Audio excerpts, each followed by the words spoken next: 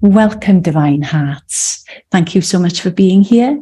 My name is Lois, and this week we have a friend returning to us. She is Julie Dhara, and Julie is a Celestial Shaman. She is an architect of light, and she is a journey guide. She's a guardian of the Andaras, she's a gatekeeper, she's a gridkeeper, she is many things indeed.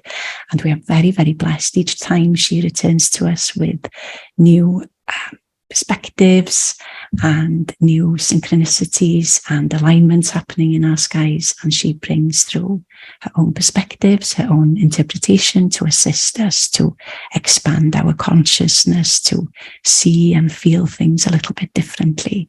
So thank you so much, Julie, for joining us here today. Thanks so much for having me, Lois. It's a pleasure to be here. It's our pleasure. It's our pleasure.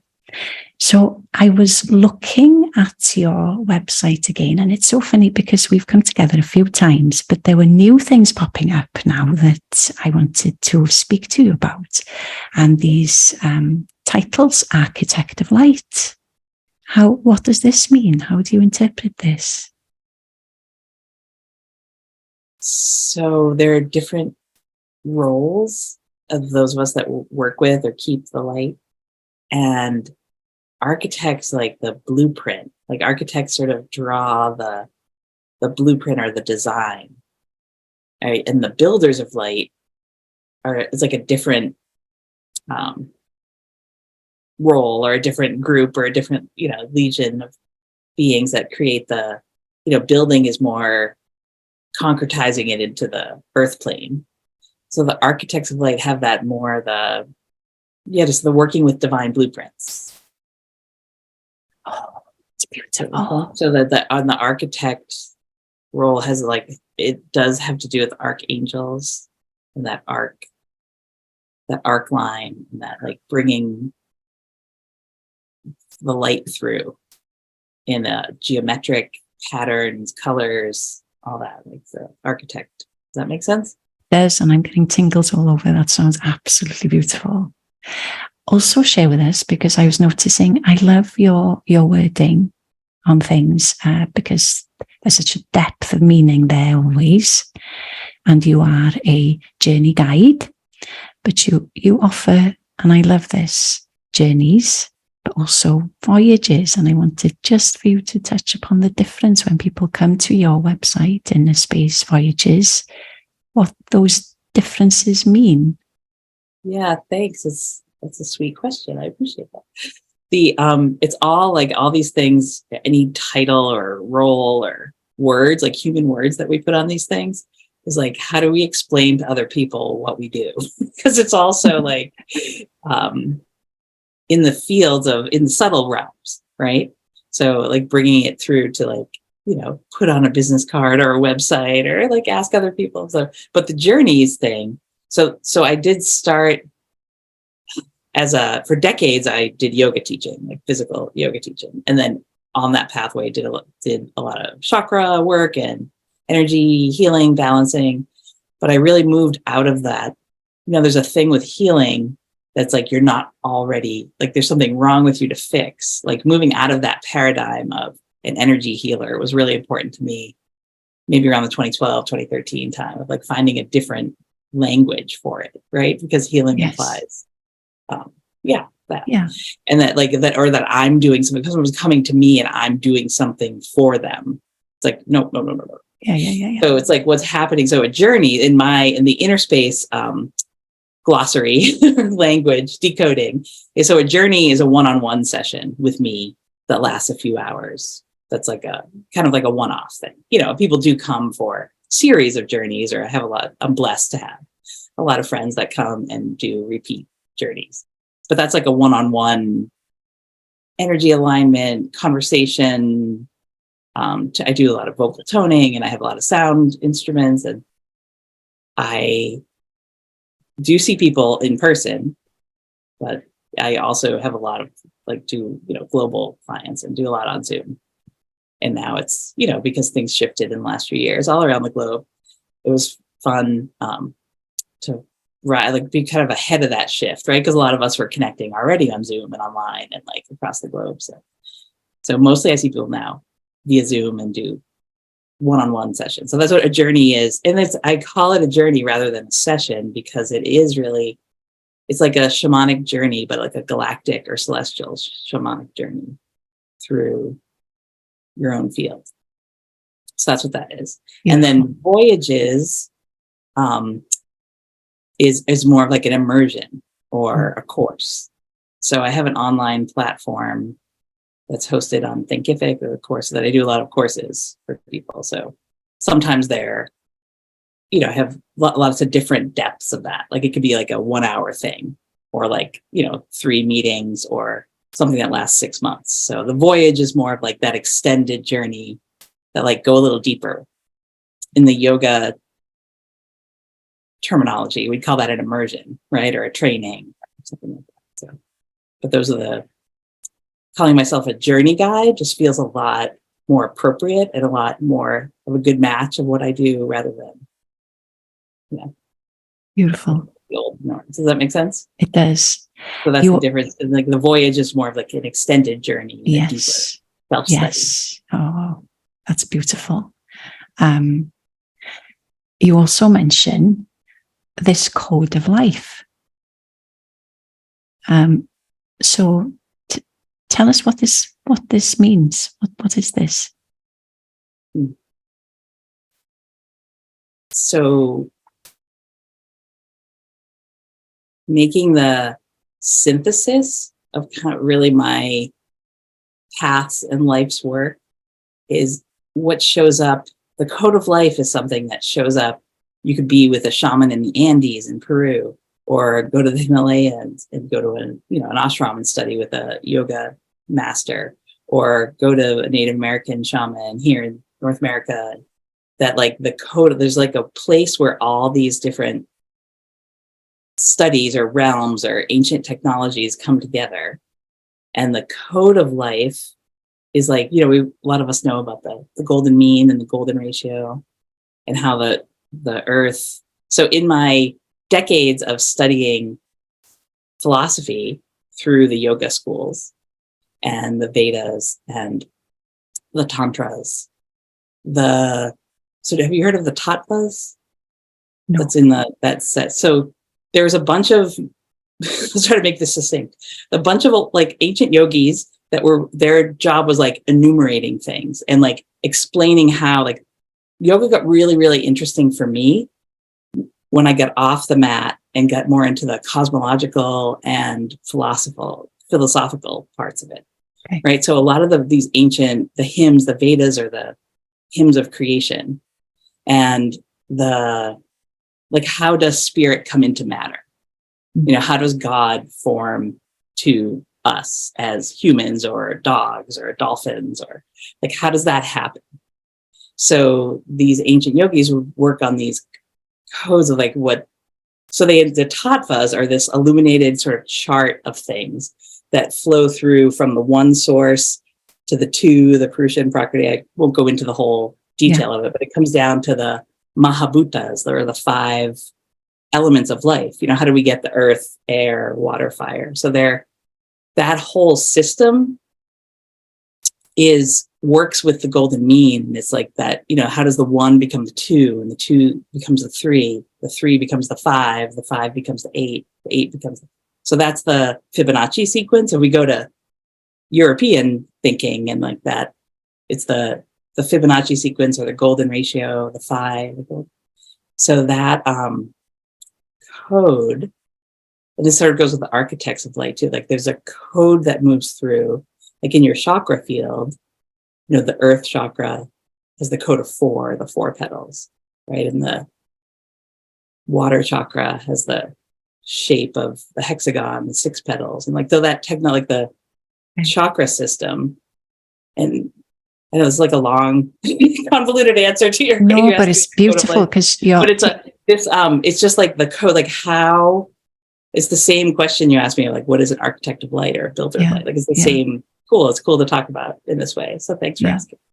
Like the code of life So that's going to be the title of my book whenever I get my little people out of my house and I can sit down and write the book and link all these things together. Mm-hmm. So I feel like what I'm doing now is like the trail of breadcrumbs, or I'm like writing it one blog post at a time, one chapter at a time. Because even for me, as the one who's bringing through the information, it's so vast. It's like really, like, how does one get all this? Wow. In like a succinct sharing mode. So the code of life, that's cool that you went and read that. I just put that in my, as my call it out bio, but so I don't have a course or an offering that's called that yet, but that's what I'm building towards with everything that I'm doing. And so that the golden mean is the gold codes, and that brings through, that's like the life force of, embodiment. So this is where it gets a little science and math geeky, if people don't mind. So the gold ratio is only one of the ratios. There's a silver ratio, there's a platinum ratio, and if no one's heard of these, that's fine, because I live with a math professor, or it's not fine, but it's not common knowledge, if that makes sense. Like, people don't pay attention to this that much. But this, over the last few years, that's come through in one of the things the galactics have shown me is the metallics, and like how the gold and the silver and the platinum. I work with also palladium and rose gold, those 5. There are different geometrical means, pathways of creation from spirit to matter. And so there's like the gold code is that whole, the rainbows included in that, and all the pot of gold at the end of the rainbow. But then there's a whole nother one to unfurl is the silver mean, the platinum mean. So the code of life is going to have all of these codes. Wow. It might take me several years to get all that through, or decades, or who knows. Or maybe I'll do it in one night, like Scrooge. Yeah. That'll happen in one night. Oh. But it's there, and I have it. It's in here, and it's coming through here, so that the code of life seems to encompass all of that. Beautiful, and it feels amazing. It feels awesome. I'm going to take you now to the energies that you've been working with over the past sort of recent months since we spoke to you last, things that have been coming through in your blogs and the beautiful videos that you create, and you narrate and you share such beautiful information with us in really light-filled ways for us to come to understand things a little differently. And I love your perspective and the way that you share, and your videos are so delightful. I will share all your details below this conversation as well, so people can find these, but they're all on your website as well, and on YouTube, on your YouTube channel. So this year in particular is very much about the element of water, and all of us may interpret this in a very different way. It may be about sort of the bringing up sort of, or the revealing of things that have been hidden, maybe, or emotions. It may be sort of Aquarian frequencies for others, and the Blu-ray. So it can be interpreted in many, many ways, but I love the way it's been showing up for you, because it's been very much about whale consciousness. There's this dolphin frequency in there as well, and you've been sharing a lot through your work over the recent months about not only what's occurring in the celestial realms and the whale connection, but also your own personal experiences and journey with your whale connections. And I have to say that I didn't realize, although we've spoken many times, I didn't realize that you were close to Cape Cod. And when I just had my inner child just exploded, because the most powerful movie for me when I was a child was Splash, I was telling you, and Daryl Hannah as this mermaid, and it was all based around Cape Cod, if I'm correct. And so that was, Cape Cod. They mentioned that in the movie, and for some reason that name just stuck. This place that's really magical part of the world, and then this is close to where you live and you take these trips to this area. And I find that really, really beautiful. Share with us the experiences and the connections you've been making over recent months with the whale consciousness. Yeah, so the whales, that's so sweet. I watched Splash when I was young, and mermaids speak to me well, but I didn't ever, maybe I just took it for granted because I live here near, like, an hour from Cape Cod. That's cool. I'll have to go back and look at that. Cape Cod is a magical, super magical place, but that's the terrain, the sands that are there. But that's not really what you want me to talk about, right? You want me to talk about you flow as you flow. It's perfect. Right. Well, because of your whales, like Wales and England, and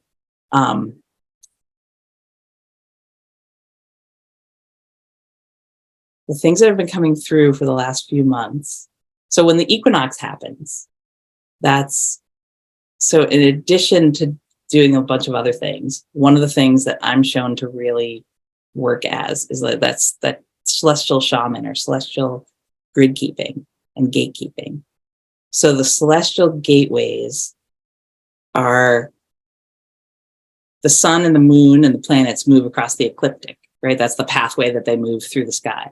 So the celestial sphere, as our kind of dome of reality or a dome of watching the sky, there are seasonal gateways that, say if we start at the equinox, that for me is spring, but the March equinox, where the sun is at that moment, and it's like what astrologers call they work with the zodiac signs too, right? But through the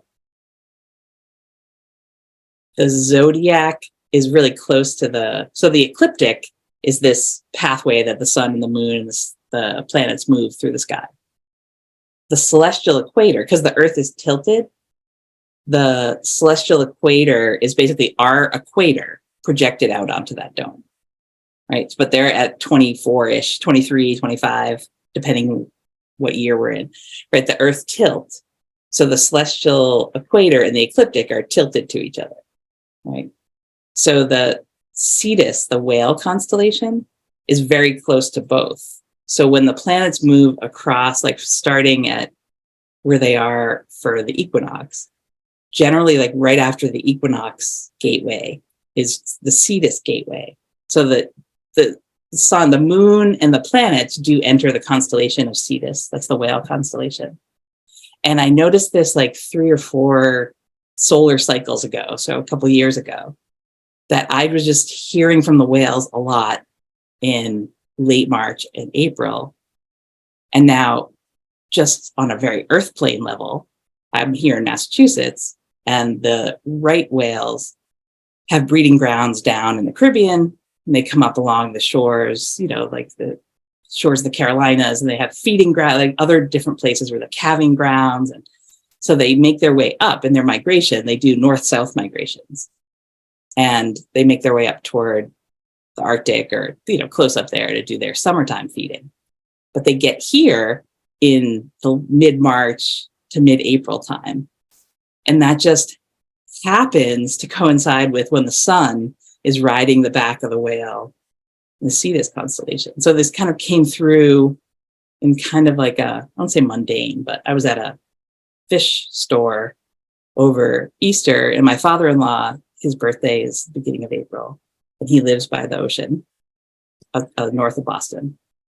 So we often go to visit him. It was just one of those like confluences of like, people were talking about how expensive lobster is because they couldn't send any boats out because the right whales were here and they're endangered. So it was affecting people's like holiday buying, buying food thing.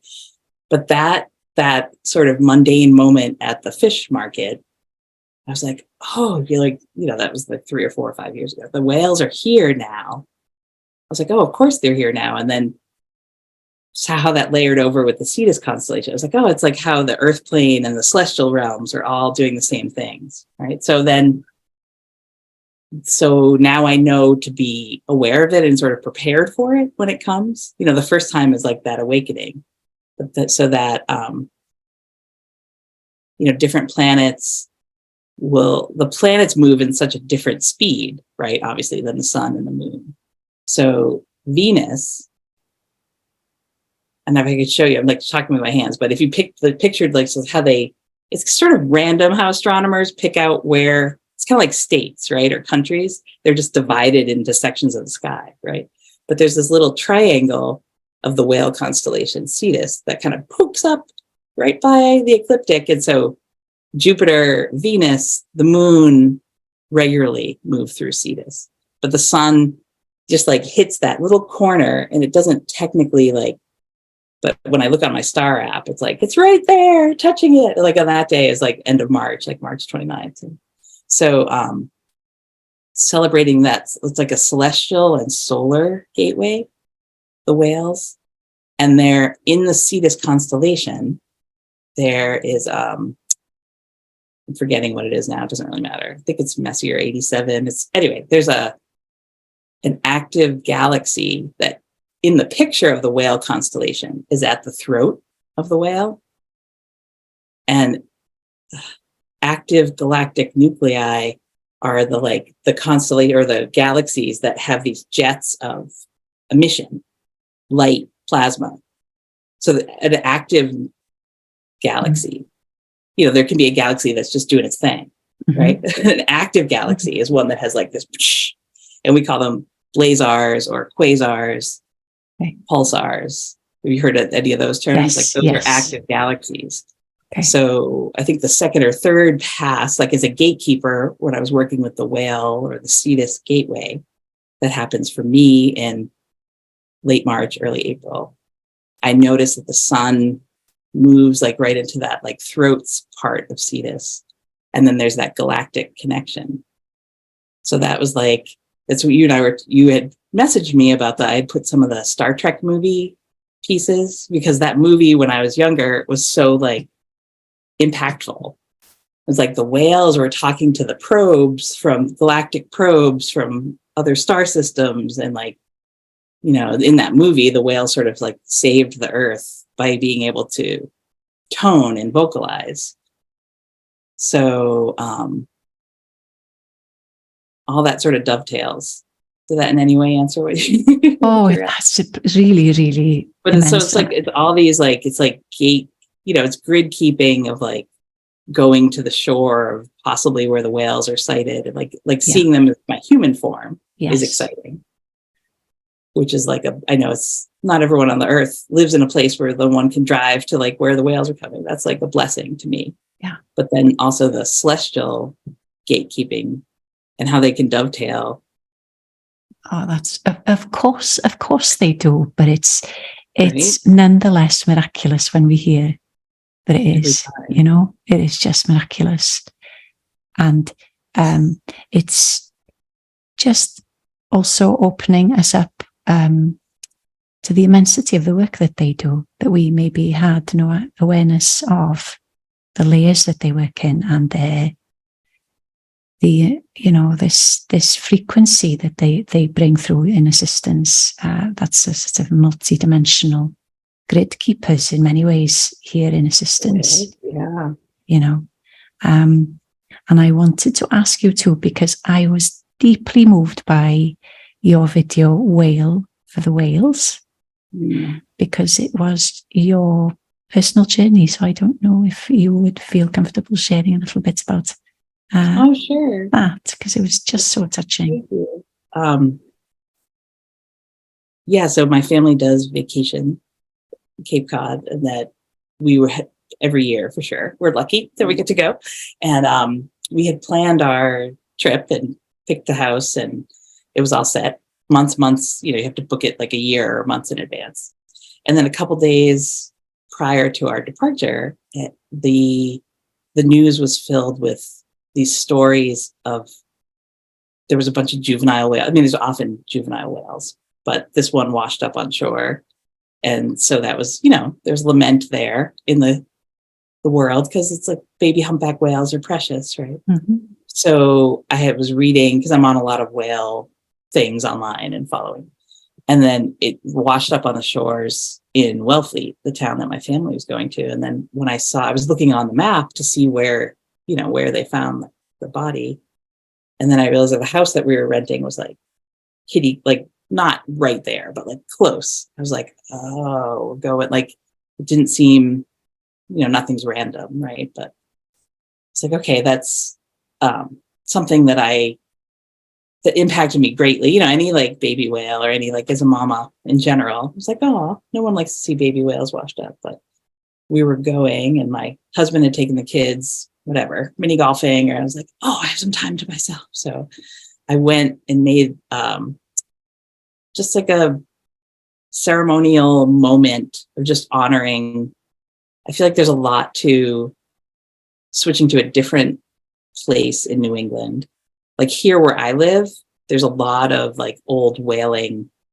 So I had also gone to visit Mystic, Connecticut this a couple of years ago. And we were there for, like, again, a family trip, the aquarium, kind of going to see the ocean, just like doing something fun on a long weekend. And I didn't quite realize the impact of being in a whaling community, like a place where like the history of like the people that went out and killed all the whales. And it was just like, like it was like, that was a lot. Mm-hmm. Just like humanity's ill treatment of these majestic creatures. And then like any of the atrocities that we as humans, not you and I, but like the race of humans have done.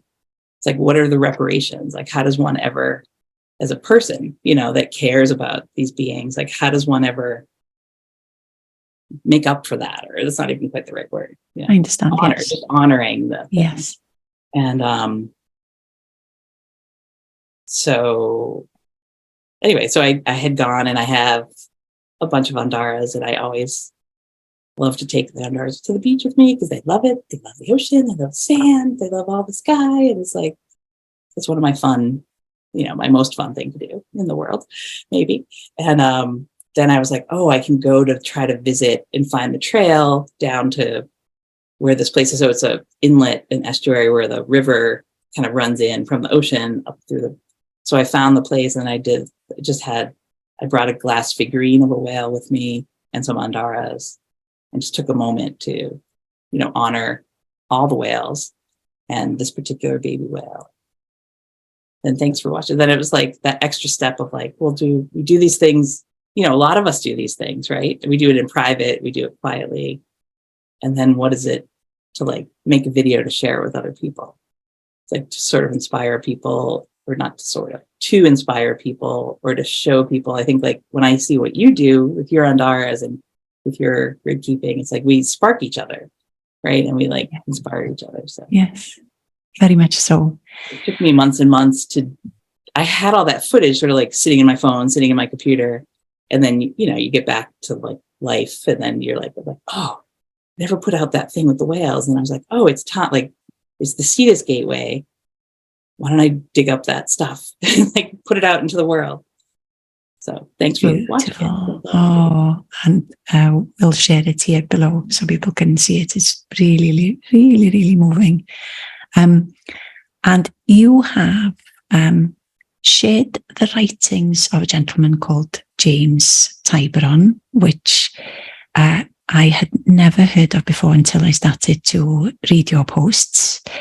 And his writings are just immense, and the wisdom that comes through. And you shared one recently that's connected because it was about the golden dolphins and that frequency.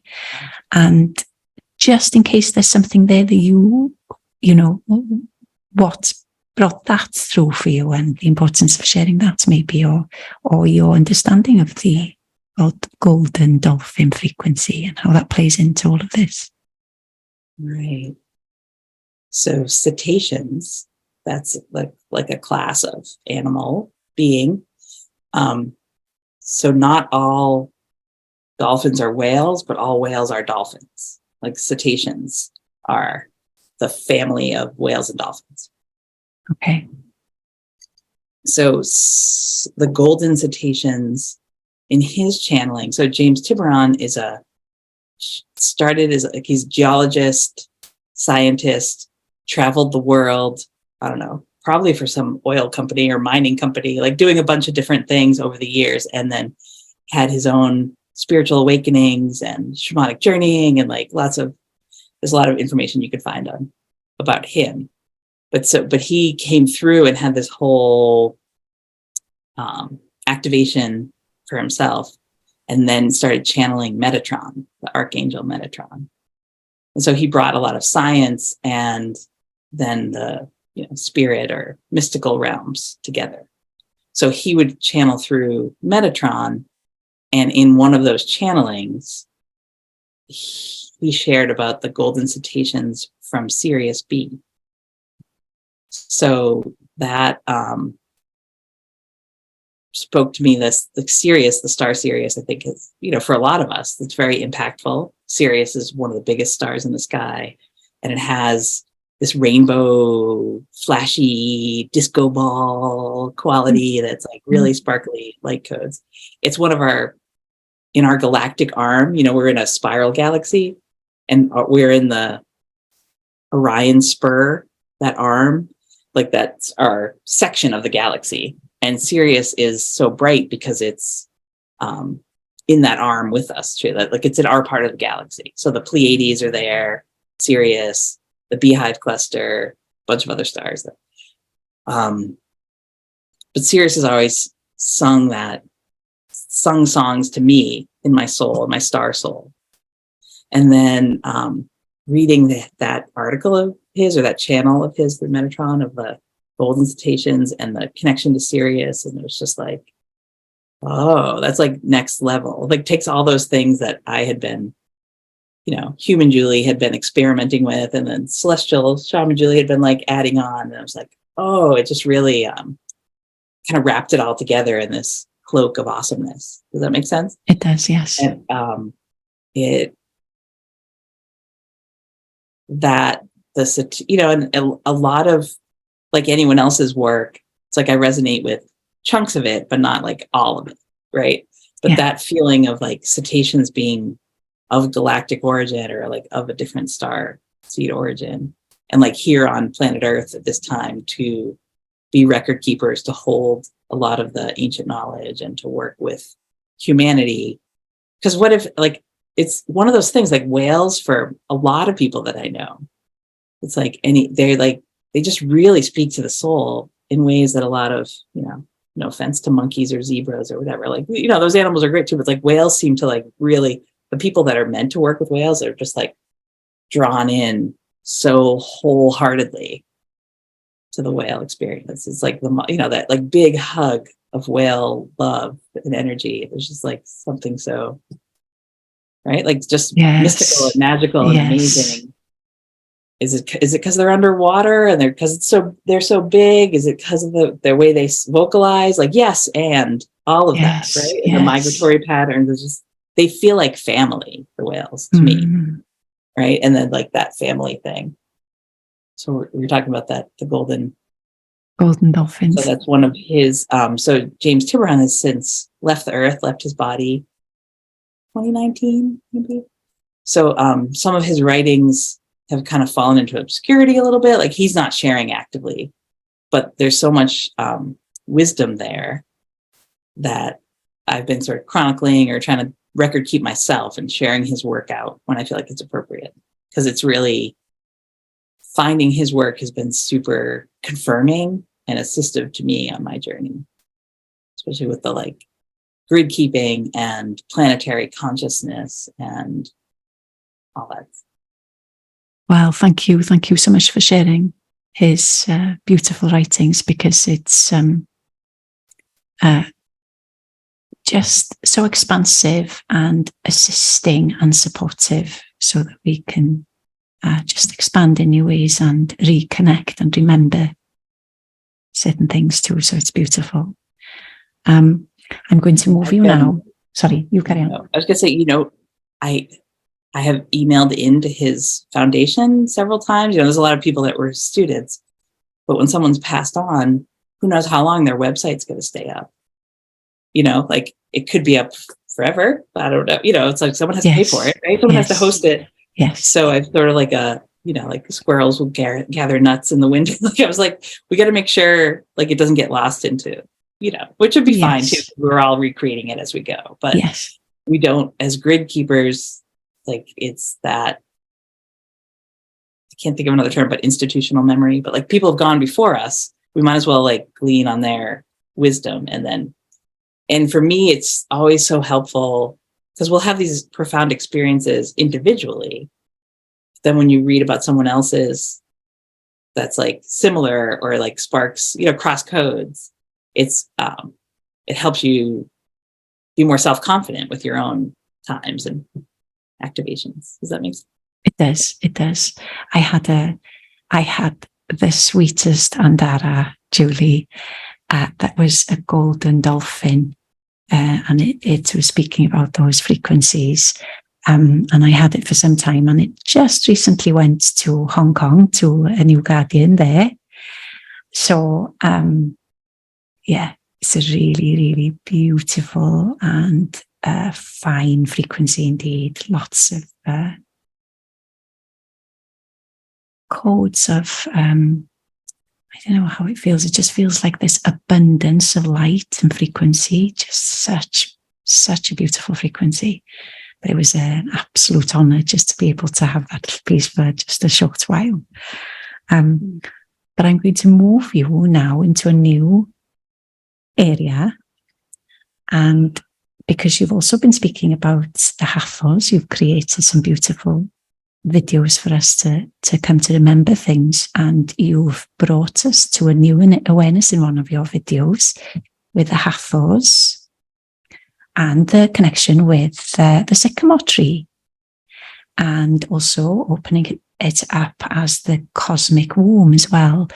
So I know that your journey with the Hathors began in 2017, and I was curious just to ask you about how did that unfold, that initial experience, because you've been in continual connection with that frequency ever since, and it's unfolded more and more for you. So tell us about the beginning, and then you move into. And I do want to say there's a way that the Hathors and the whales, the way they vocalize is so similar. There's like something about them that they're family too. Oh yeah. So it's not even a separate topic to me. No, it's like so, and I haven't fully fleshed it all out, but it doesn't matter. Like I feel it in my field. You feel it too, right? Yes. Like the Hathors have that vocal. So I was at getting a body work session, the woman that I worked with, craniosacral, and she played a Tom Kenyon CD during one of my treatments. And it was always amazing things happened when I was on her table. Like we worked well together for a long time. But that, I was like, Anne, her name's Anne, like, what was that? I was like, and she's like, oh, I thought you'd like that. She's like, I don't play that for that many people, but I thought, and it was like a Venus coding. So I found Tom Kenyon's work. Do you know of him? Yeah. Yes. So that was like it's like that was my first kind of introduction to them or that consciousness. And again, it was that like, oh, I feel like I've been, because I had already graduated myself from doing public like movement yoga classes and was working one-on-one with people at the time. And I was doing the style of energy work that I was trained in, but then also bringing in all my things, right? Like we all do, right? It's like, and I was doing myself a lot more vocal toning. So I always had done some mantra things, and the Sanskrit. One of the things that I'm going to be launching soon in June is the Sanskrit alphabet. The bija mantras are like coding the sounds for around the chakras and how to be your own vocal, not coach, but like tone yourself through beautiful sound. And I was doing a lot of that, like bija mantra chanting. And then when I freed myself up, a lot of people would call it light language, right? But to me, it's like more vocal toning. So I was using that a lot with my clients to move energy and shift energy in the field. It was super, super powerful. When I found Tom Kenyon's work, it like really liberated me to do more of that. And it was just that like kind of guttural toning quality. And then I made a on purpose connection to, learn more and just directly communicate with the Hathors. And just so much came through with them, through them in a sort of channel style, but like more merging. We know it was like merging with your Hathorian aspect. But that aspect of it's similar, it's like the angelic orders and the Elohim and the Hathors and like beings that show themselves to me is like these just big, tall columns of light, and sometimes the galactics are like that. It's like just this big, white, tall column of light, and not even in my like human eyes, but just in the field. Have you ever felt that? Yes. Those like, so we could call them guardians. We could call them, some people call them founders of light, and like all those terms are just, what is the human? How do we put them into words that we could talk about them with each other, right? Yes. And are those all like separate beings, or they're just like, to me, they're just these big, like tall guardians. And here where I live, we do have some sycamore trees, which I think in Europe, in England, they call them plane trees, right? Do you know that? Oh, yeah. I don't Do they know. have those in Wales? Yes, we do. Yes. They're like the weird bark at the bottom, and then they turn white up at the top. So what we call sycamore here, I've heard from some of my English or UK friends, is like plane trees. And just the sycamore trees, to like, I do a lot of tree communication too, and they just like really sing to my soul as that, like those guardian elder trees that, and then especially here in the wintertime when all the leaves are gone, and then you get one of those powder blue sky days and the white branches, they're taller than all the trees around them. They're just this majestical tree beings. And then it was a few years after playing with these things that I like read something about the connection, and it's in the Egyptian mythology or the Egyptian lore, that the goddess of Hathor was the goddess lady of the sycamore. The sycamores show up a lot. They're near rivers or water sources. So often in the more desert climates, they would be like that oasis-y tree. They'd like show you where there might be some underground water. So there is like that sap, and for me now, they show up if I'll go visit a sacred site that I hadn't been to before, or go to work with a different river. It's like I'll have these sycamore tree beings right where I need them, right where in like different places that I've never been before. It's like, oh, okay. So that was like along the way. But the Hathors, and then there was a merging experience that I had with them that felt like I had this like disc in my throat kind of activated to allow more of the like resonant chamber coding that you really need to like get the sound tones. So I would practice a lot like in my car, because I like had, I was like, oh, I can like chant, I can work it out, like make all the noise I want driving along. And so that's how I sort of went into training, Hathor sound training in my car, and then started doing it more and more with clients and friends that would come in to Inner Space.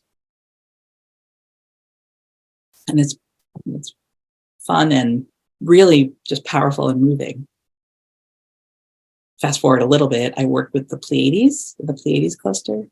So the gateway after the Cetus, where the sun moves through in the sky, and even this month, coming up soon, the sun conjuncts the Pleiades in May every year, around the 19th, 20th, 22nd, somewhere.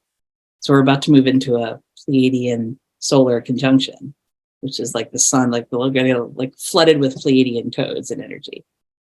And one of the times that I was working with that Sun Pleiades conjunction gateway several years back, I was looking up, it was curious to me, like what the Pleiades, like we call it that's the Greek thing.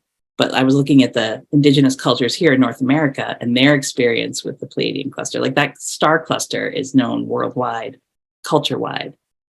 So it's called different things in the in India and Tibet. They're called the Kritas, the seven sister. You know, they're often sisters or brothers, but there's all those different tales. So I was just reading all the different tales of the Pleiades, and I went and read the tale in Egypt, and they're called in Egypt the seven Hathors, the Pleiades.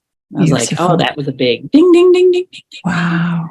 I'm like, oh, the seven Hathors is like, so the Pleiadian star cluster would have been known to the ancient Egyptian astronomers as the seven Hathors. So the Hathors, the light beings, and the goddess Hathor in Egypt are, what they told me, the Hathors shared with me, is that they kind of came in and kind of used that Hathor devotion, like that, the heart connection that the Egyptians had for the goddess Hathor. And so it's like they're kind of infused or like brought a lot of their coding and their technologies through Egypt. So, wow, that's beautiful. There was something else. A lot of I think the Egyptian sound temples, and we hear a lot about that, like the pyramids and the chambers, and like we're still trying to uncode all that technology, but a lot of it is Hathorian sound technology that shifts and transforms everything, the human being, but the planetary. Absolutely. And I love the little Shrek ears in some of the images that we have of them. Is just pointing us to the fact that they are sound and frequency masters, and that they work on such a fine, elevated frequency as well, which it's just beautiful. It's immense, and there's you've shared a lot with the Venus and the Hathors and that frequency as well. So if people are interested to really go and have a look at these videos, I love the way that it's so accessible, the way that you share them in these videos as well. It's really beautiful. And with the sycamore in particular, it's interesting because I've been feeling this tree consciousness and connection a lot recently, and knowing that I'm returning back to Wales this year, it's really exciting because there's a new relationship unfolding with the land again. As a child, I used to play in trees all the time, climb trees, play in trees, spend hours. So it's going to be really lovely to rediscover.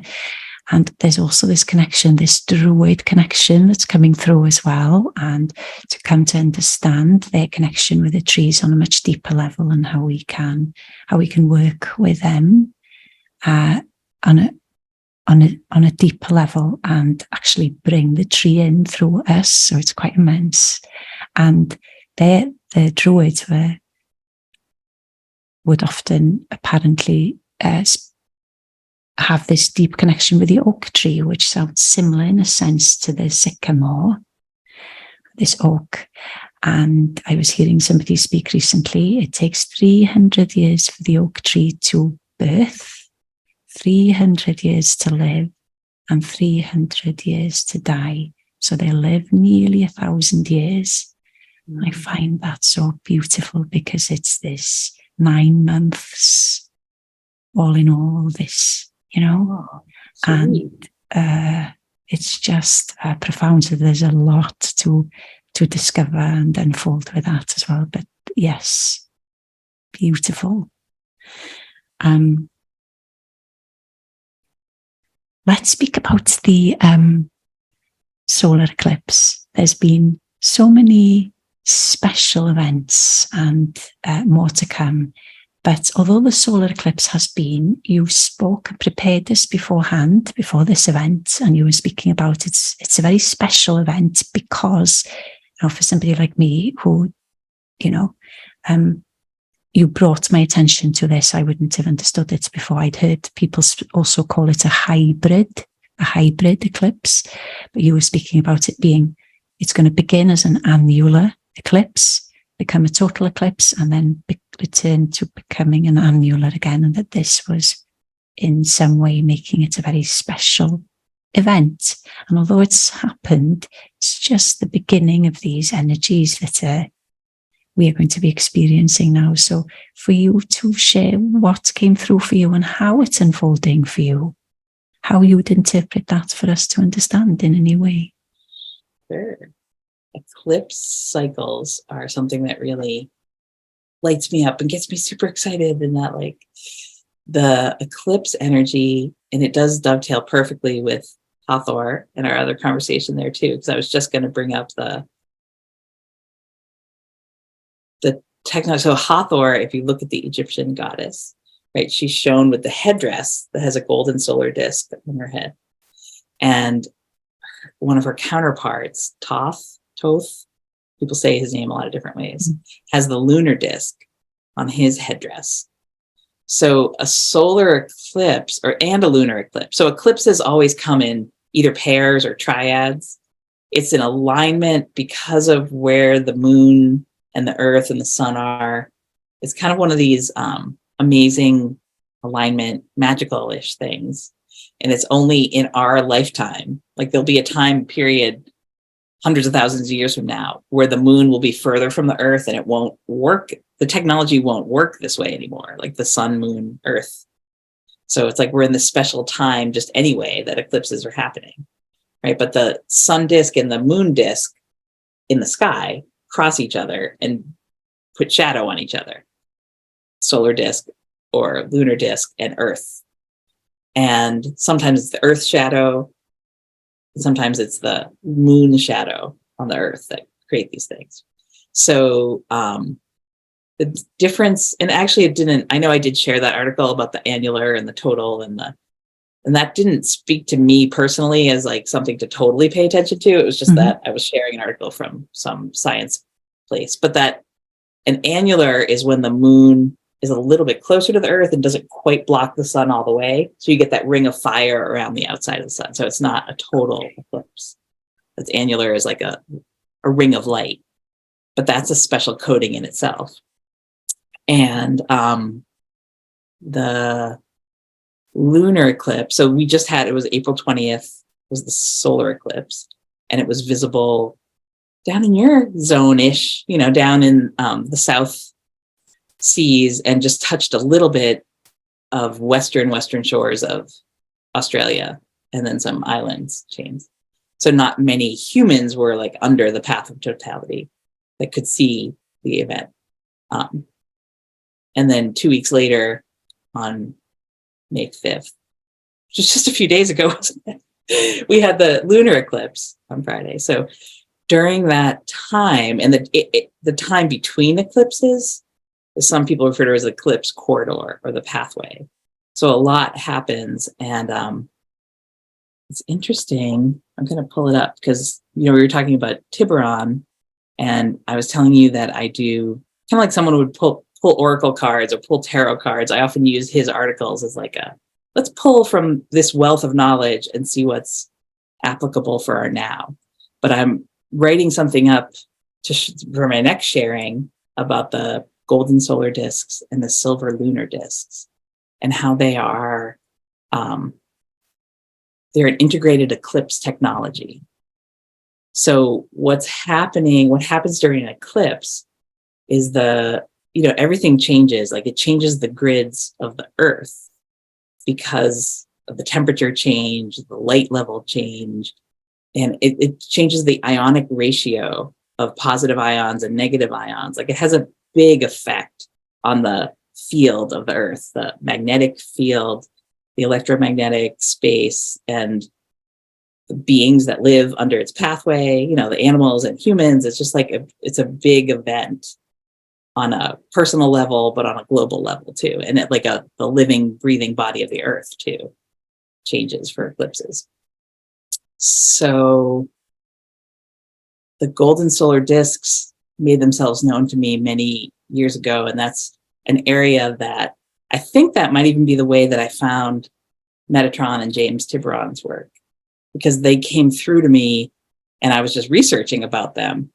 And so there are, basically in a short nutshell, the golden solar discs are the Lemurian technology at the height of Lemuria's golden age, they were technology that we kept the grids with, right? And then at the demise of Lemuria, when the people that knew that fall was coming or the floods were coming, the tales are that they took the golden solar discs, divided it into 12, and placed it across the planet in these 12 different locations. So the Lemurian lore is that these golden solar discs are distributed around the globe. And to me, what they've shown me that they do is like their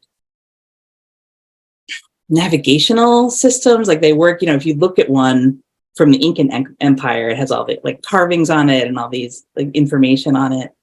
They do so much. They're like celestial. They have got to help us drive the celestial sphere of Earth, if that makes sense.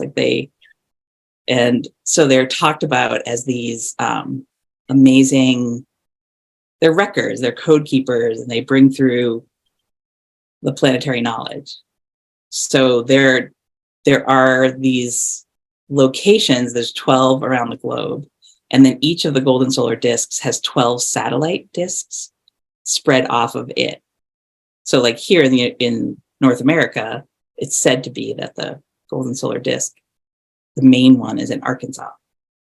And then they're spread around Galveston, Texas. There's one up at Herkimer, New York, Mount Shasta, Chaco Canyon maybe is one. I can't I have to look at, there Lake Louise in Banff, a lot of this Bimini off the coast of Florida. So they're like these locations, satellite locations, but the 12 times the 12 is what makes the 144, that grid of the Earth. So there's a lot. So anyway, the golden solar disk, that's a big topic that we could all dive into together at some point. And I could point, if anyone's curious, feel free to reach out to me and I can point you to good things to read and watch about it.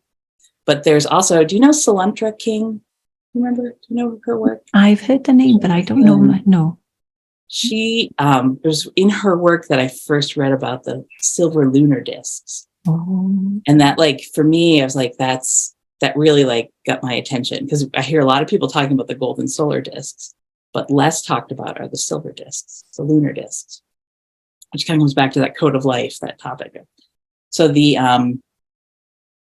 what's come through for me, this eclipse corridor, is kind of the synthesis of helping people and myself remember that the solar discs and the lunar discs work in symmetry together, where they work with, the most famous one, the solar disc, is in, I'm going to butcher how to say the name, Lake Titicaca in Bolivia. Yes.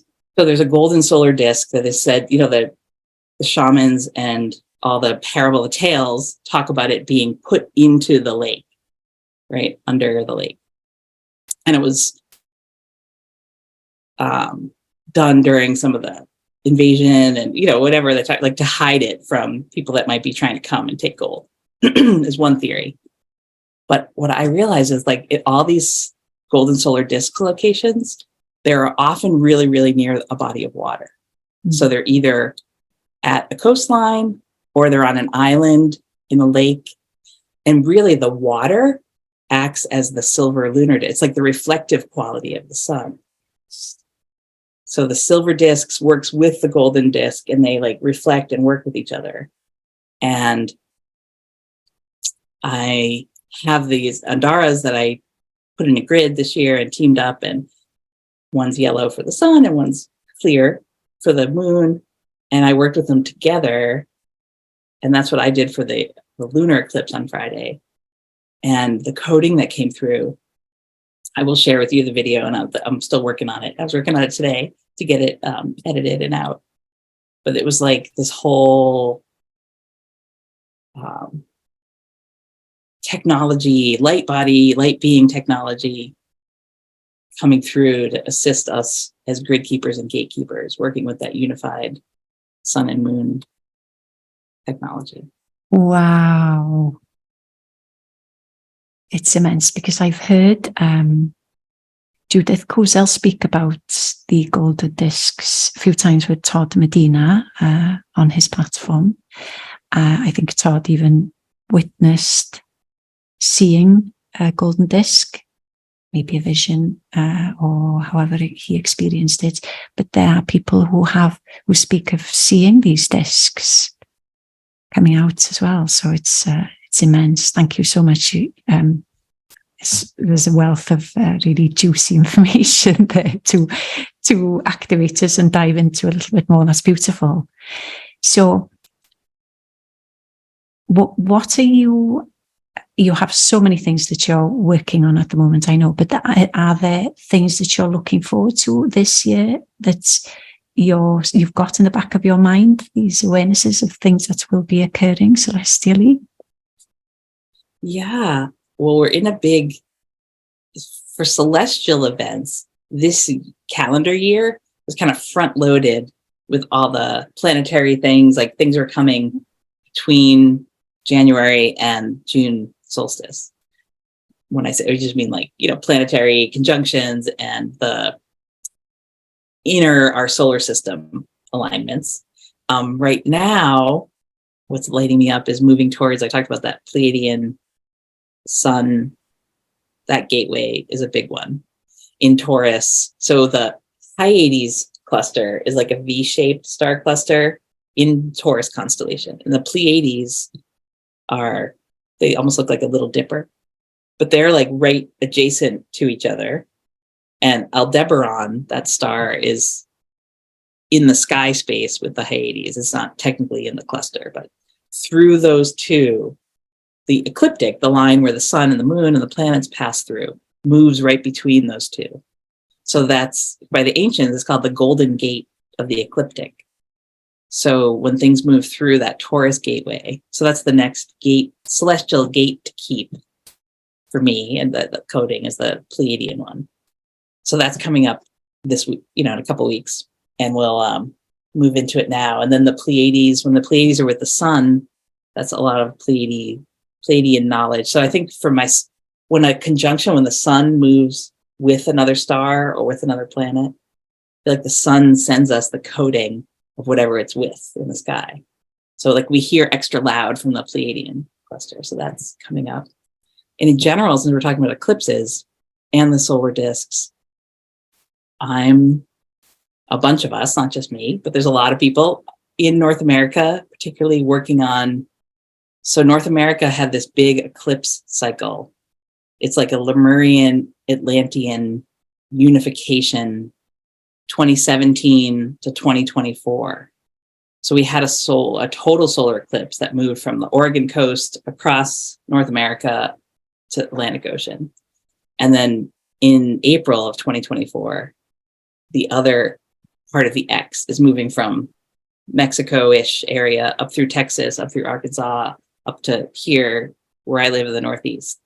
And those crossings, that's like that is a lot to, we're already a couple hours in, but there's a lot to say about that's like very active. And so the next two eclipses that are coming that I'm paying attention to, October 14th this year is another solar eclipse that's going to be visible here in the United States. And then April 8th, 2024 is the total solar eclipse that kind of completes that bookended cycle that started in 2017. And there's a lot of freedom codes, clearing of the land, return of the dove. Someday we'll talk about that. You posted a bunch of things about the dove, but it's like the New Jerusalem dove codes are coming through that whole big eclipse cycle. Yes. So that feels like gearing up and getting ready for that is an important part of this year for me. And then whatever flows along. Oh, Julie, thank you so much, because we benefit so much when you share these experiences and everything that pings in your universe, and you share that. Oh, It's Lois, just it's beautiful. so fun to talk to you. Like, I want to talk to you all day, all night. I know. There's so many things to talk just about. Us being like across the globe from each other. It's just, for people watching, it's like for us to find a time, because we're 12 hours apart.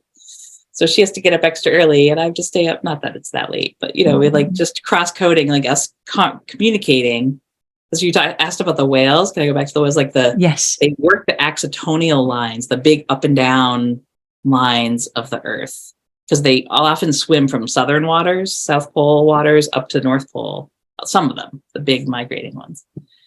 And I feel like you and I talking works the other, the longitudinal or the latitudinal lines. Like we're working across the globe too. That's beautiful. And two whales singing at each other. I love you. I love you too. Oh, and someday we're just going to make space for you to share about, because there's so many things with you, and the Sasquatch I know would be beautiful. So we will dedicate. Can I point out that we wore matching, like your Dhara pendant? Oh, Shekinah Rose. That's a beautiful, beautiful frequency. Thank you. But that's like, we're wearing matching pendants. We didn't even shake emails about it. It just happened. Thank you, Lois, for all that you do. And thanks for having this platform. Thank you so much. And I love all the conversations you have. They're also high vibe and awesome. And thank you so much. And until next time, it's going to be, I wish you the best with everything that's unfolding. It's really exciting. And thank you for sharing, so we get to see too. Thanks, Lois.